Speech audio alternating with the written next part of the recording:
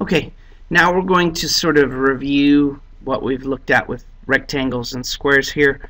If you notice in this question it says to sketch the rectangle and list everything that we know. Everybody's answers will be a little bit different as far as the order, but you should have all of these properties in here. So if we look carefully, first of all, we know that it's a parallelogram, and we know that it has 4 right angles. That's what a rectangle, the definition of it is. So a picture would look something like this.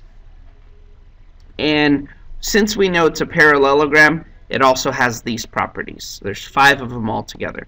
First of all, opposite sides are parallel, opposite sides are congruent.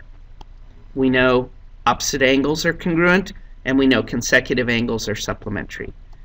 And finally, we know the diagonals bisect each other. Furthermore, because it's a